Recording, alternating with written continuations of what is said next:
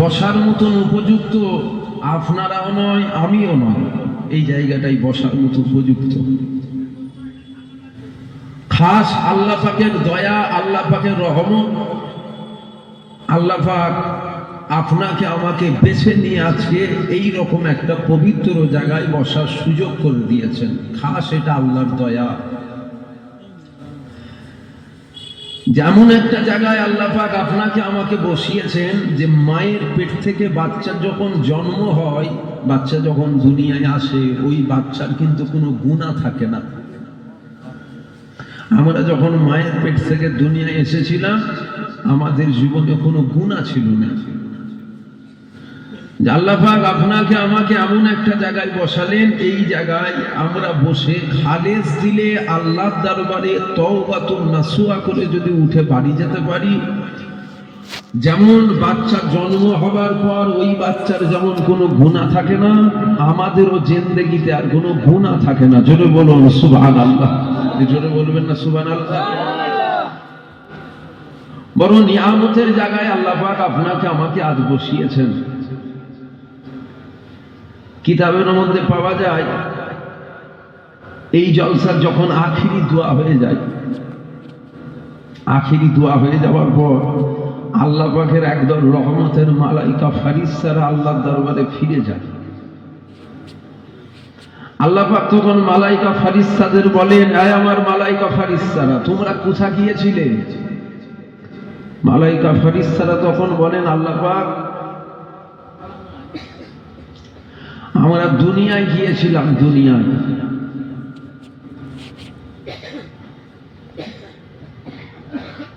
আল্লাহ পাক তখন মালাইকা ফারিস্তাদের বলেন, কেন গিয়েছিলে তোমরা দুনিয়ায়?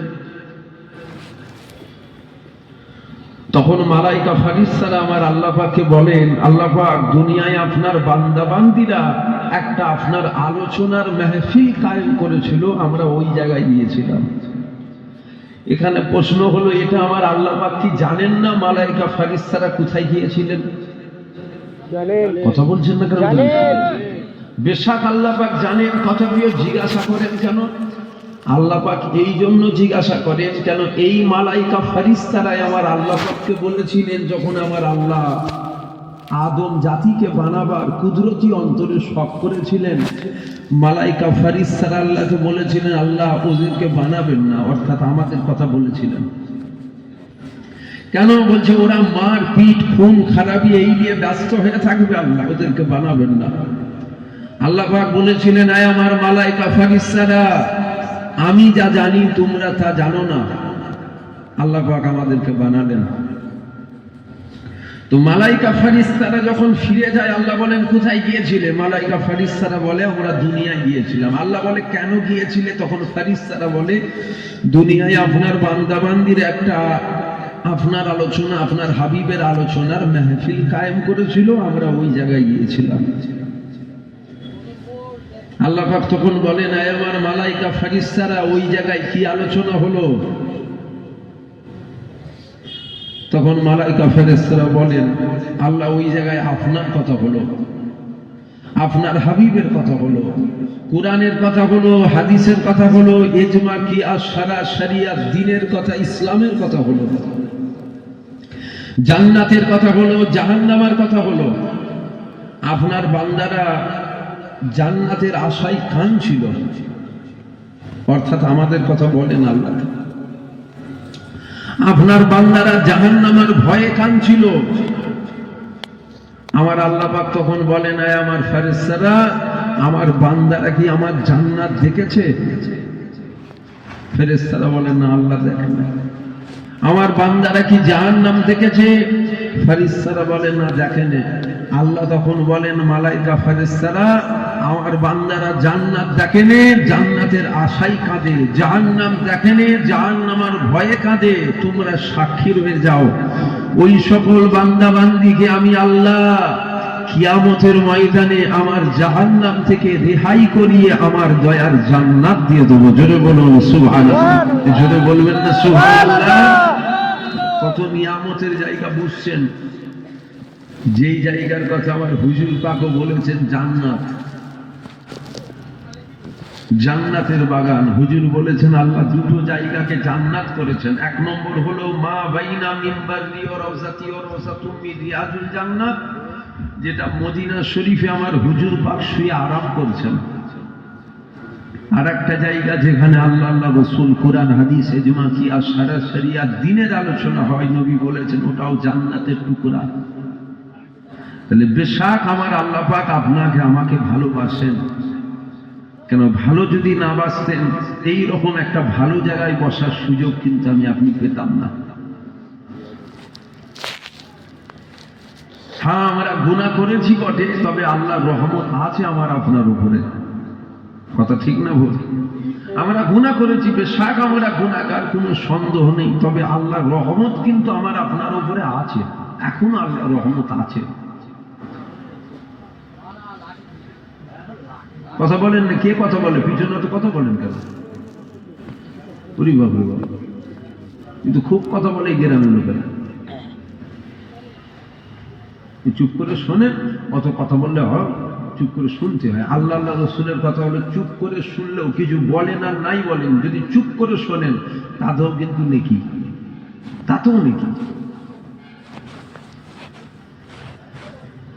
আমরা গুনাহগার বটে, তবে আল্লাহর রহমত আছে, বেশাক আল্লাহর রহমত আছে।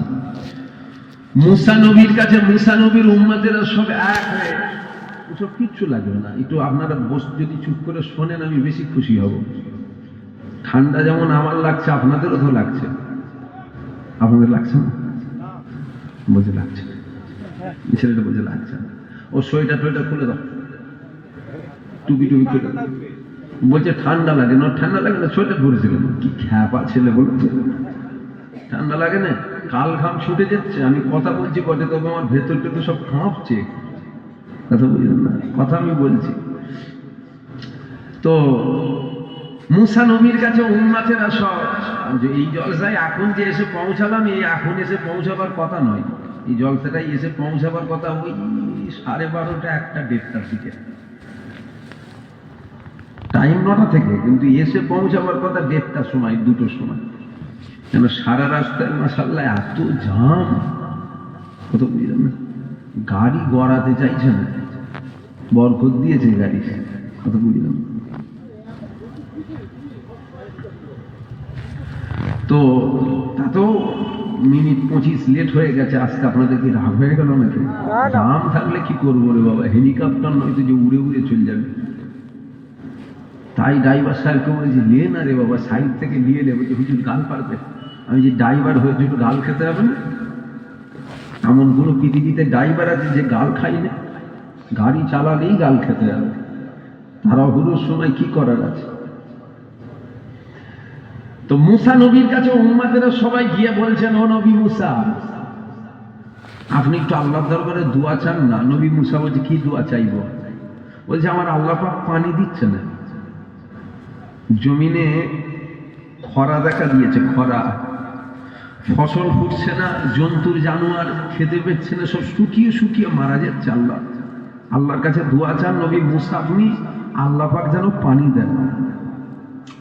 নবী মুসা উম্মতদেরকে সবাইকে সাথে করে নিলেন, সাথে করে নিয়ে তুর পাহাড়ে গেছে। তুর পাহাড়ে গিয়ে আল্লাহর দরবারে দোয়া চাইছে উম্মতদেরকে নিয়ে, আল্লাহ আপনি পানি দেন। আমার উম্মতেরা বলে আপনি পানি দেন না, পানি বন্ধ করে দিয়েছেন। একবার দোয়া চাই পানি হয় না, দুবার দোয়া চাই পানি হয় না, আবার দোয়া চাই, তখন আমার আল্লাহ বলে, এ মুসা কি দোয়া চাইছো? নবী মুসা বলছে, আল্লাহ আমি আপনার দরবারে দোয়া চাই, আপনি পানি দেন। আমার উম্মতেরা বলে ফসল ফুটছে না, জন্তু জানোয়ার খরা দেখা দিয়েছে, সব মারা যাচ্ছে। আল্লাহ বলছে, মুসা তুমি যে আমার দরবারে পানি চাইছো, পানি কিন্তু হবে না, পানি হবে না। তখন নবী মুসা বলছে, আল্লাহ কেন পানি হবে না? তখন আল্লাহ বলছে, মুসা আমি আমার একটা বান্দার জন্য পানিটাকে বন্ধ করে দিয়েছি। তখন নবী মুসা বলছে, আল্লাহ আপনার ওই বান্দা কি অন্যায় করেছে, যার উপরে নারাজ হয়ে গিয়ে আপনি পানি বন্ধ করে দিয়েছেন? তখন আমার আল্লাহ বলেন, বেশটা কি একদম জিরোই করা আছে? আর এক দুঘাট বাড়িয়ে দেন, একদম মানে খালি গেম টেনে দিচ্ছে। তো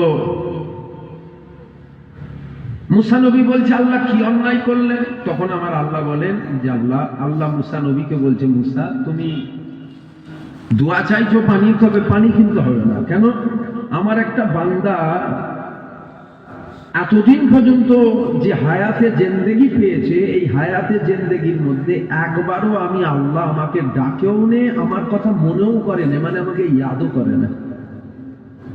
মুসা আমি ওর উপরে নারাজ হয়ে গিয়ে পানি বন্ধ করে দিয়েছি।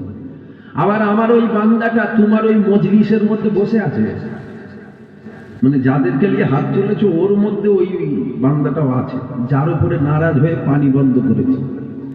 তবে মুসা আমি পানি দিতে পারি জানো, তবে ওই বান্দাটাকে উঠে চলে যেতে বলে। ও যদি উঠে চলে যাও, তুমি দোয়া চাও, আমি কবুল করে পানি দেবো।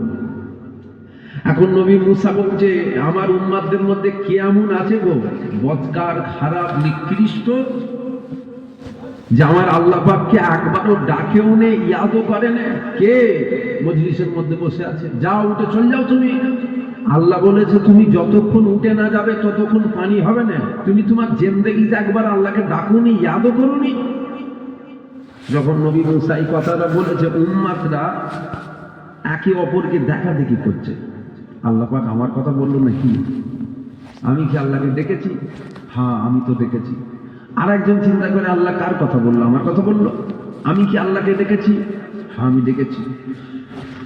ওই মজলিসের মধ্যে একটা মানুষ বসছিল, যেই মানুষটা মাথা হ্যাট করে চিন্তা করছে আল্লাহ পাক কার কথা বললেন? আমার কথা বললেন না তো? আমি কি আমার জীবনে একবার আল্লাহকে ডেকেছি? না, আমি তো আল্লাহকে ডাকিনি। আমি আমার জীবনে কি আল্লাহর কথা একবার ইয়াদ করেছি? না, আমি তো করিনি। তাহলে আল্লাহ পাক অন্য কারো কথা বলেনি, আল্লাহ আমার কথা বলেছে। তবে এখান থেকে যদি আমি উঠে চলে যাই, তাহলে আমি আর মুখ দেখাতে কিন্তু কাউকে পারবো না। কেন? সবাই জেনে যাবে যে আল্লাহর এর জন্য পানি বন্ধ করে দিয়েছিল। এই হলো সেই গুনাহগার যে জীবনে একবার আল্লাহকে ডাকেও নেই, ইয়াদও করে না। আমি এখান থেকে যাবো কি করে? আর এদিকে নবী মুসা আওয়াজ দিচ্ছে, কে আছো মজলিসের মধ্যে? আমার আল্লাহ পাককে একবারও ডাকুনি, ইয়াদও করুনি, যাও উঠে চলে যাও। কেউ উঠছে না। আর ওই মানুষটা মাথা হ্যাট করে মনে মনে করছে, আল্লাহ বড় মুসিবতের মধ্যে আমি পড়ে গেলাম। কেন আজ পর্যন্ত দুনিয়ার গুনাহ কেউ জানতো না, আর আজও এখনো পর্যন্ত কিন্তু দুনিয়ার আমার গুনাহ দুনিয়ার কেউ জানে না, এখনো পর্যন্ত কেউ জানে না। আল্লাহ আপনি বলেছেন একজন আছে যে আমাকে একবার ডাকেও নে, ইয়াদও করে নে, আপনি কিন্তু আমার নাম বলেন না আল্লাহ। আমি গুনাহ করেছি ঠিকই, তবে এখনো কিন্তু আপনার রহমত আমার উপরে আছে। কেন আপনি যখন এতটুকু বললেন, আপনি এটাও বলতে পারতেন যে অমুকের ছেলে অমুক বা অমুক ব্যক্তির নামটা আপনি ঘোষণা করতে পারতেন, তাহলে আমি ফেসে যেতাম। বলুন, আপনি নাম বলেননি, এখনো কিন্তু আপনি আমাকে গোপনে রেখেছেন। আল্লাহ আমি বড় ভুল করে ফেলেছি, আল্লাহ আপনি এইবারের মতো আমাকে মাফ করতেন, আমি এই ভুল আর দ্বিতীয় কখনো করব না। আল্লাহ আপনি আমাকে মাফ করতেন। আর এদিকে নবী মুসা খালি আওয়াজ দিচ্ছে, যাও উঠে চলে যাও। ওই মানুষটা মনে মনে আল্লাহকে বলছে, আল্লাহ উঠে যদি চলে যায় আমি কিন্তু মুখ দেখাতে আর কাউকে পারবো না, সবাই জেনে যাবে আমার গুনাহ। আল্লাহ আপনি আমাকে মাফ করতেন, ভুল হয়ে গেছে। আল্লাহ এইরকম ভাবে মাফ চাইতে চাইতে চাইতে চাইতে চাইতে চাইতে মানুষটা চোখ দিয়ে পানি বেরিয়ে গেছে। যেই চোখ দিয়ে পানি বেরিয়েছে, চোখের পানিটা গড়িয়ে জমিনে পড়ে নেই, পড়ার আগে একদম ঝমঝম করে পানি শুরু হয়ে গেছে। জোরে বলুন সুবহানাল্লাহ। আল্লাহ কি বলেছিলেন, মুসা উঠে না গেলে আমি পানি দেবো না। আল্লাহ বললেন একজন আছে, ওর উপরে নারাজ হয়ে পানি বন্ধ করেছি, ও উঠে যতক্ষণ না যাবে ততক্ষণ পানি হবে না, পানি হবে না। তো কেউ কি উঠে গেছে? পানি হচ্ছে না, হয়নি, পানি হচ্ছে। এদিকে নবী মুসা আল্লাহকে বলছেন, আল্লাহ আপনি তো বললেন উঠে না গেলে পানি হবে না, কেউ তো উঠে যায় না, আবার আপনি পানি দিয়েছেন, রহস্যটা কি? আল্লাহ বলছে, মুসা আমি যার উপরে নারাজ হয়ে পানিটাকে বন্ধ করে দিয়েছিলাম, আমার যে বান্দার উপরে নারাজ হয়ে গিয়ে পানিটাকে বন্ধ করেছিলাম, আমি এখন যে পানিটা দিলাম এটা কিন্তু অন্য কোনো বান্দার জন্য দিইনি, আমি আমার ওই বান্দাটার জন্যই আবার পানি দিয়েছি। জোরে বলুন সুবহানাল্লাহ। মানে ওর জন্যই পানি বন্ধ করেছিলাম, আবার ওর জন্যই পানি দিয়েছি।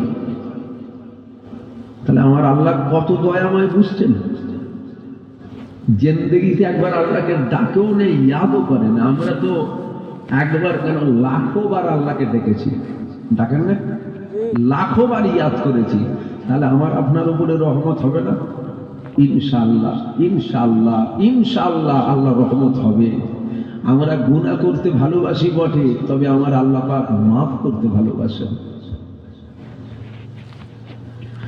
কেননা আমার আল্লাহ পাক কিয়ামতের ময়দানে বিচারক হয়ে গেলেন।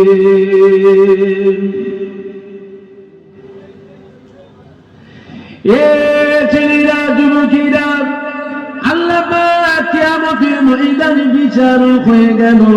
এমন সময় একটা বান্দা আল্লাহর কাছে হাজির হয়ে গেল। ওই বান্দাকে আমার আল্লাহ পাক বলেছিল, এ বান্দা কি করেছো বান্দা, আমাকে দেখাও, আমাকে দেখাও। ওই বান্দা তখন আমার আল্লাহকে বলেছিল, আল্লাহ পাক আমার জীবনে কোনো আমল নাই, আমার জীবনে কোনো নেকি নাই। ও রব্বি আল্লাহ, আপনি আমাকে গোপনে গোপনে গোপনে গোপনে আপনার জাহান্নাম দিয়ে দেন, এতে আমার কোনো দুঃখ নাই। তবে আল্লাহ পাক এই হাসরবাসী বান্দা বান্দীদের সামনে আমাকে বেইজ্জতি করাবেন না। এ যুবকেরা, আল্লাহ পাক বলেন, এ আমার বান্দা দাঁড়াও, দাঁড়াও, দাঁড়াও, দাঁড়াও, আমাকে দেখতে দাও, আমাকে দেখতে দাও। আমার আল্লাহ পাক দেখতে লেগে গেল। গুনাহ, গুনাহ, গুনাহ, ভালো কাজ কিছুই নাই, ইবাদত কিছুই নাই, আমল কিছুই নাই। এমন সময় দেখা গেল একটা ভালো কাজ বেরিয়েছে। ওই ভালো কাজটা কি? এক রাতে মায়ের শরীরটা বড় অসুস্থ ছিল, সারা রাত জেগে জেগে মায়ের খেদমত করেছিল। আমার আল্লাহ পাক বলেছিল, এ আমার মালায়েকা ফেরেশতারা, আমার এই বান্দার এক রাতের মায়ের খেদমত আমলে দাড়ি পাল্লাই দিয়ে দাও, আর জিন্দেগির গুনাহ গুনাহ দাড়ি পাল্লাই দিয়ে দাও। এমন সময় দেখা গেল আমলে দাড়ি পাল্লা ভারী হয়ে গেল। আমার আল্লাহ পাক বলেছিল, এ আমার বান্দা তুমি বলো কোথায় যাবে? ওই সময় বান্দা বলেছিল, ও রব্বি আল্লাহ, আমার আমলের জোরে আমলের দাড়ি পাল্লা ভারী হয়নি, এটা আপনার দয়া জোরে, আপনার রহমতের জোরে ভারী হয়েছে। আপনি যদি দয়া করে জান্নাত দেন, আমি আপনার জান্নাত পেয়ে যাব। আমার আল্লাহ পাক আওয়াজ দিয়েছিল, এ আমার মালায়েকা ফেরেশতারে, আমার এই বান্দাকে নিয়ে যাও, আমার এই বান্দাকে নিয়ে গিয়ে আমি আল্লাহ আমার জান্নাত দিয়ে দাও। জোরে বলবেন না সুবহানাল্লাহ। এক রাতের মায়ের খেদমত, আমল কি আছে বলুন? শুনছেন আপনারা? আপনাদের আলোচনায় কি অসুবিধা হচ্ছে? একটু শোনেন, আমি খুব কষ্ট করে আলোচনা করছি। এত ঠান্ডায় অজিনিসিয়ার হয় না, এত ঠান্ডায় হয় না। না সব কিছু লাগবে না, আপনি শোনেন না, বুঝে কিচ্ছু লাগবে না। জোয়ান ছেলেগুলো সব লাগে বসে। আল্লাহ পাক বলছেন, বান্দা কি আমল করেছো বলো। আপনারা চা খাবেন নাকি? খাবেন? ওটা খাবো পরে, এখন প্রয়োজন নেই। আল্লাহ আল্লাহ রসুলের কথাই ওই এনার্জি আছে আল্লাহ কাছে, ও হাজারো ঠান্ডা হলেও অসুবিধে হবে না। আল্লাহ আল্লাহ রসুলের কথাই ওই মজা আছে। এবার ইমান যদি কচু পাতায় দোলে নয়, তখন মনে হবে কি হবে, বলতে কিন্তু যা হবে হবে, ইনশাআল্লাহ দেখা যাবে। ঠিক শুনছেন আপনারা? আল্লাহ বলে, বান্দা কি আমল করেছো বলো। ওই বান্দা বলছে, আল্লাহ আপনি আমাকে গোপনে গোপনে জাহান্নাম দিয়ে দেন। কেন? বলছে, আল্লাহ হাসরবাসী বান্দা বান্দীদের সামনে আমার খাতা যদি খুলে ফেলেন, আমি কিন্তু বেইজ্জতি শেষ থাকবে না। এর থেকে ভালো আপনি আমাকে গোপনে গোপনে জাহান্নাম দিয়ে দেন। কেন? আমি জানি আমার কোনো আমল নেই, আল্লাহ বলছে দাঁড়ান, আমাকে দেখতে দেন। আল্লাহ দেখছে, দেখতে দেখতে একটা ভালো কাজ বেরিয়েছে, এক রাতের মায়ের খেদমত। আল্লাহ বলছে দের আমলে দাঁড়ি পাল্লাই দেয়া হলো, জিন্দেগির গুনাহ গুনাহ দাঁড়ি পাল্লাই দাও, দেয়া হলো আমলে দাঁড়ি পাল্লা ভারী হয়েছে। আল্লাহ বলছে তুমি বলছিলে না জাহান্নাম যাবে, এখন তোমার আমলে দাঁড়ি পাল্লা ভারী হয়েছে, কোথায় যাবে? বান্দা তখন আল্লাহকে বলছে আল্লাহ এটা কিন্তু আমার আমলের জোরে ভারী হয়নি, এটা আপনার দয়ার জোরে ভারী হয়েছে। কেন জিন্দেগির গুনাহ একটা পাল্লায় আর এক রাতের মায়ের খেদমত ভারী হয়ে যাবে? এটা আপনার দয়ার জোরে ভারী হয়েছে। আপনি যদি দয়া করে আমাকে জান্নাত দেন আমি পাবো। আল্লাহ বলে বান্দাকে নিয়ে যাও, বান্দাকে নিয়ে গিয়ে আমি আল্লাহ আমার জান্নাত দিয়ে দাও। জোরে বলুন সুবহানাল্লাহ। এবার আমি আপনাদের কাছে জিজ্ঞাসা করছি, এই যে বান্দাটা জান্নাত গেল আমলের জোরে না দয়ার জোরে? আমরা যাবো তো ইনশাআল্লাহ। আমলের জোরে না দয়ার জোরে? দয়ার জোরে। এ ছেলেরা, যুবকেরা, বারা, তরুণীরা, আমার পাগল প্রেমিকেরা, আমার আল্লাহ পাক কিয়ামতের ময়দানে বিচারক হয়ে গেল। এমন সময় আমার আল্লাহ পাক একটা বান্দাকে জাহান্নামী বলে ঘোষণা করে দিল। ওই বান্দাকে আল্লাহ যখন জাহান্নামী বলে ঘোষণা করে দিল, ওই বান্দা জাহান্নামের দিকে ছুটতে লেগে গেল। আমার আল্লাহ পাক দেখতে লেগে গেল। আমার আল্লাহ পাক হুকুম করার সাথে সাথে ওই বান্দা জাহান্নামের দিকে ছুটতে লেগে গেল। এমন সময় ছুটতে ছুটতে একবার করে ছোটে, আর একবার করে আল্লাহর আরশের দিকে তাকায়, একবার করে জাহান্নামের দিকে ছোটে, আর একবার করে আল্লাহর আরশের দিকে তাকায়, একবার করে জাহান্নামের দিকে ছোটে, আর একবার করে আল্লাহর আরশের দিকে তাকায়। আমার আল্লাহ পাক ওই বান্দাকে ডাক দিল, হে আমার বান্দা, তোমার অন্তরে কি জাহান্নামের ভয় না? তোমার অন্তরে কি জাহান্নামের ভয় না? জাহান্নামের দিকে ছুটে ছুটে যাও।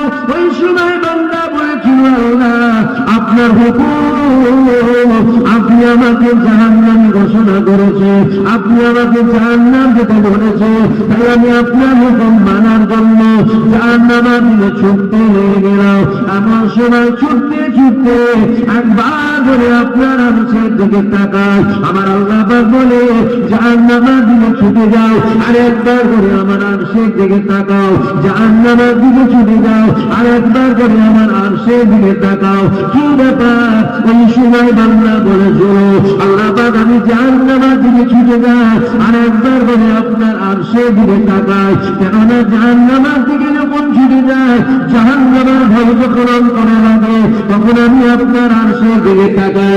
এই জন্য তাকাই কখন আপনার দয়া হবে, কখন আপনার রহমত হবে, কখন আপনি আমাকে দিতে দেবে, এই আশা নিয়ে আপনার আরশের দিকে ঘুরে ঘুরে ঘুরে ঘুরে তাকাই। আমার আল্লাহ বলেছিল আমার বান্দা তোমার অন্তরে আমি আল্লাহ আমার রহমতের এত আশা, ও আমার বান্দা যাও যাও আর জাহান্নামে যাবে না, আমি আল্লাহ আমার জান্নাত চলে যাও।